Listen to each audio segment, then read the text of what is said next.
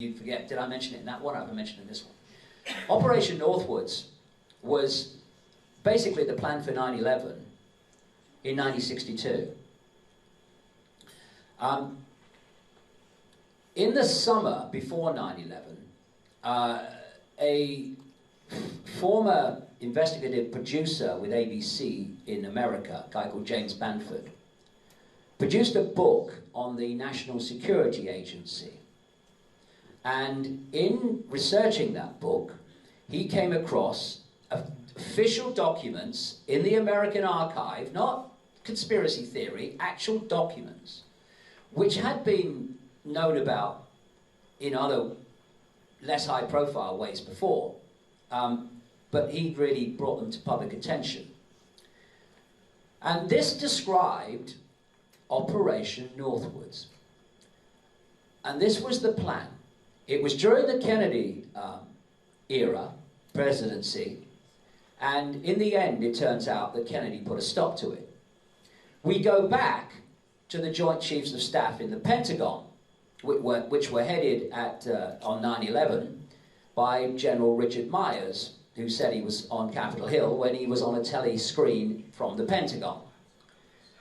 And the Joint Chiefs of Staff were headed in 1962 by a guy called Lemnitzer. And at the time, they wanted to remove Castro from Cuba. Actually, this story will bring us into remote control planes, won't it? And so this was the plan, all in the official documents, that they were going to set up terrorist attacks in major American cities like New York and Miami, which the military were going to do, and they were going to blame them on Cuban terrorists. They were going to sink American shipping and blame them on Cuban attacks. And this is another thing, it's all described in the document, which takes us to 9/11. One of the plans detailed was that they would pick a flight from an East Coast airport that would take, as part of its normal commercial route, would take the plane over Cuba at a very high altitude, obviously. And the document said that they were going to put passengers on that plane with, quote, carefully created aliases. And then the plane would fly as part of a normal commercial flight, think 9/11, down to Florida, across Florida, on its way across Cuba, and a drone, a remotely controlled plane of the same type, painted in the colors of the same airline, would take off from Eglin Air Force Base in Florida, would meet up with the plane that left the airport. So basically they become almost one blip on the radar, which in 1962 was less sophisticated than it was in 2001. And the drone would replace the plane that left the airport.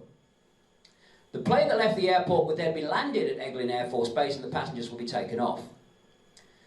The drone would be flown across Cuban airspace, all in the document, where it would be exploded by radio signal. And it says in the document that we will wait for the international aviation authorities to tell us that the plane had gone down to give more credibility to the fact that we knew nothing about it.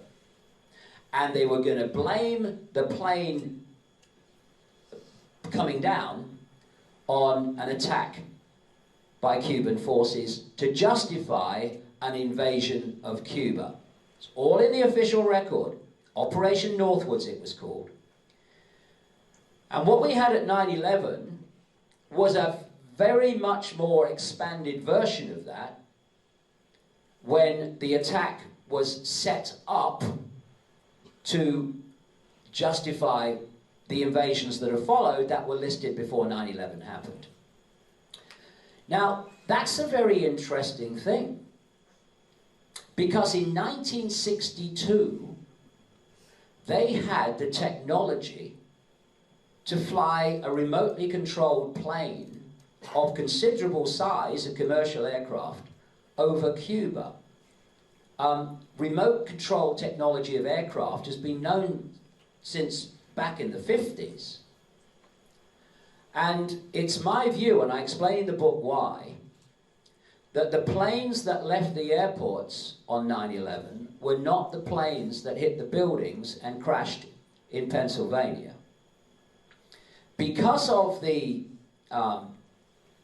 war games and the simulation over live and all the dots that were going on to do with the war games and the simulated planes, changing planes was a doddle that morning. And people, and I quote them in the book, who witnessed the crash of Flight 175 into the South Tower with the big fireball, described the plane not in terms of a commercial 767, but like a military plane of the same type, because they military used planes like that, 767s and stuff like that. They did that anyway. And interestingly, pilots for 9/11 Truth, which are commercial pilots, some of which flew those actual planes, that got together to challenge the official story, because they say all the aviation part of the story is ridiculous, it's not possible. Do you know the guy, they say, flew Flight 77 into the Pentagon with a spiral turn that these pilots say they could not have done, was a man called Hani Hanjour. That's the official story. Hani Hanjour was banned from hiring a one-engine plane 6 weeks before 9/11 because he was so bloody incompetent and dangerous. Somehow he manifested that ability in 6 weeks. Ludicrous. Hani Hanjour was no more at the controls of Flight 77 than I was. And what these pilots say, because at lower altitudes where the air is thicker and the air pressure is greater, they have to do slower speeds than they would at high altitude, because if they didn't, the stability of the structure would start to come apart. And these pilots, and I saw in the book in detail, looked at the speeds that Flight 11 and Flight 175 were supposed to be doing at very low altitude as they hit the buildings. And they looked at the strength stability of those aircraft, 767s, commercial version of 767s. And they concluded that at those speeds, at that altitude, those planes would have been A, unflyable. As one pilot described it, it's like, it would have been like driving a car at 150 miles an hour and parking it in a one-car garage without hitting the sides. That's what it would have been like. They went on simulators to try to recapture you know, the possibility of doing it. They found they couldn't do it. But what they did say was that if they were strengthened versions of the 767, which they use in the military, not least in refueling aircraft, then those aircraft would have been able to fly at those speeds at that altitude without falling apart.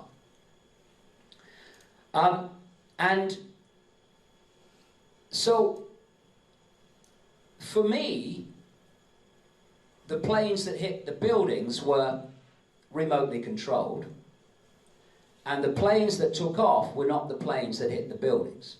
Now, it would be so easy to prove that they were the same planes. Piece of cake.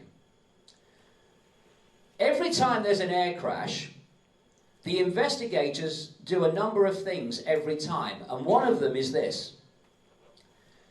They take the parts that are found, and all these parts, particularly parts they call time change parts, they're parts of an aircraft that have to be changed, even if there's nothing wrong with them, they have to be changed by regulation at certain periods. They all have serial numbers on them.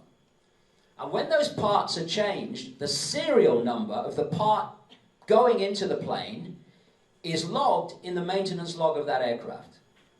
So what they do is they get the parts, they look at the serial numbers, they check them off against the log of the aircraft that they think it is, and they prove, yes, they're the same codes, this is that aircraft. They do it every time. Except on 9/11. They didn't do it on 9/11. And I know this for a fact because there was a Freedom of Information Act request to the FBI to produce the documentation of that process being done with the 9/11 planes. The FBI replied, that documentation does not exist because that process was not done, and they said it wasn't done because there was no question as to the identity of the planes. When you read the book, you'll see there's massive questions about the identity of the planes. So it's a conspiracy theory that they weren't the same plane. Okay. So why didn't you prove it by doing what he's done with every other air crash? Because they weren't the same planes that hit the building and crashed in Pennsylvania. Maybe a bit more likely that one, but not the ones that hit the buildings that left the airports. Another thing. The first thing that pilots are supposed to do when there's a hijacking is punch in a 4-digit code in their aircraft next to them. Bang, bang, bang. That's how long it takes. Bang, bang, bang, bang. First thing they're supposed to do. Not one of the pilots in any of the 4 aircraft on 9/11 punched in the hijack code, which is the first thing they're supposed to do. None of them. No one can explain that. Very quickly on some of the phone calls, another thing. What happened is, it was said that passengers were making calls from the plane on cell phones, on the planes on cell phones, particularly like 93, Flight 77, etc.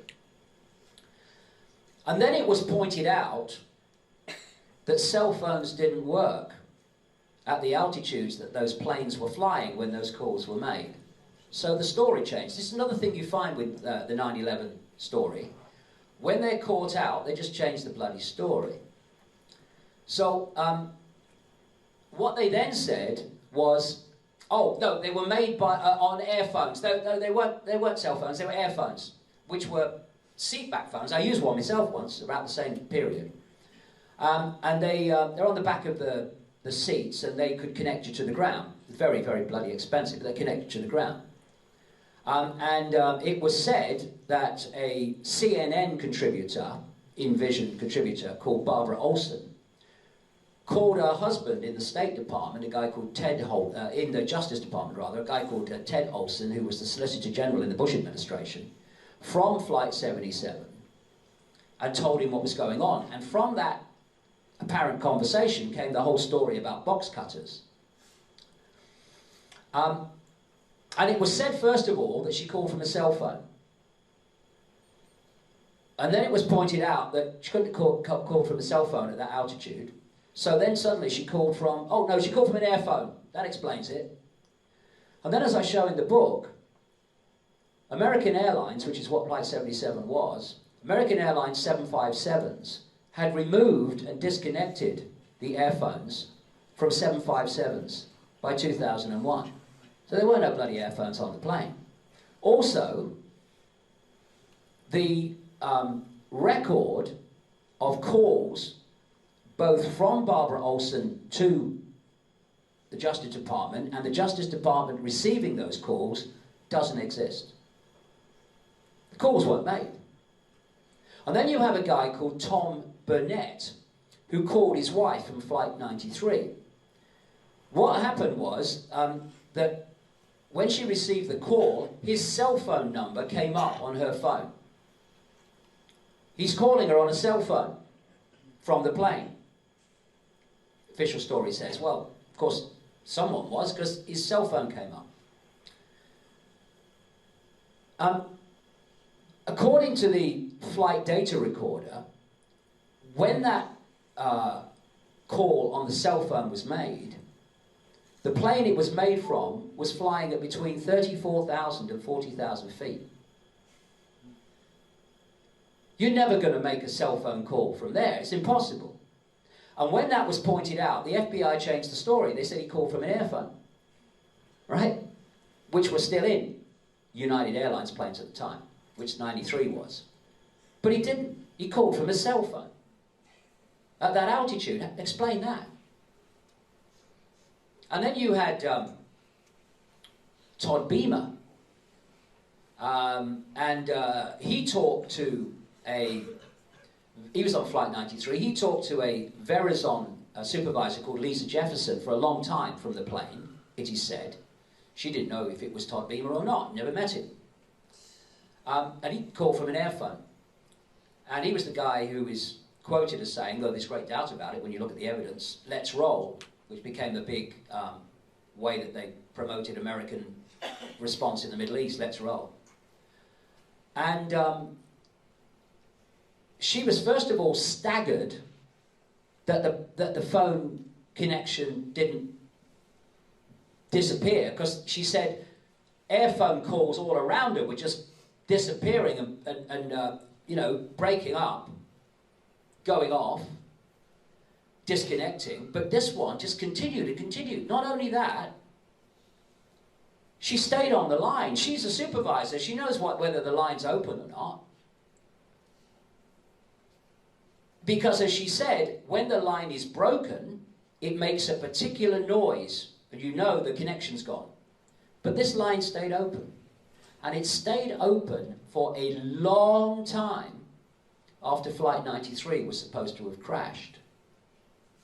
And these airphone systems get their power from the aircraft. So as it crashed, it's all over, obviously. But the line stayed open.